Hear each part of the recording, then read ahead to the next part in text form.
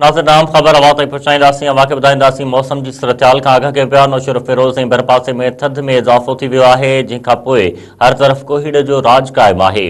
नौशर फिरोज़ ऐं भरपासे में मौसम जी सूरतहाल खां अवां खे आगाह कयो पिया, जिथे थधि में इज़ाफ़ो थी वियो आहे, हर तरफ़ कोहीड़े जो राज बरक़रार आहे। महबूब कलोड़ो टेलीफोन लाइन ते मौजूदु आहे, उन हवाले सां तफ़सील मालूम कंदासीं। महबूब, नौशर फिरोज़ ऐं भरपासे में कोहीड़े जो राज बरक़रार आहे, ट्रैफ़िक जी रवानगी खे पिया ॾिसो, रोज़मर्रा जी जेका मामूल जी ज़िंदगी आहे उन ते कहिड़ा असर छॾिया आहिनि कोहीड़े? बिल्कुल नौशेरो फिरोज़ ऐं आस पास में सख़्त कोहीड़े सबबि जेको आहे थधि में इज़ाफ़ो थी वियो आहे। मां तव्हांखे ॿुधाईंदो हलां त नेशनल हाईवे समेत शहर जा मुख़्तलिफ़ इलाइक़ा जेके आहिनि उन में नज़र जी जेका हद आहे उन में इंतिहाई कमी अची चुकी आहे। मां तव्हांखे इहो ॿुधायां त जॾहिं त थधि में इज़ाफ़ो थियण करे माण्हू घरनि ताईं महदूद थी विया आहिनि।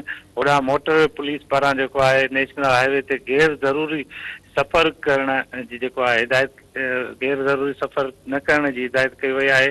ऐं इहो बि तव्हांखे ॿुधायां त उन्हनि पारां फोग लाइट्स जे इस्तेमालु समेत गाॾियुनि जी रफ़्तार घटि रखण जो पिणु चयो वियो आहे।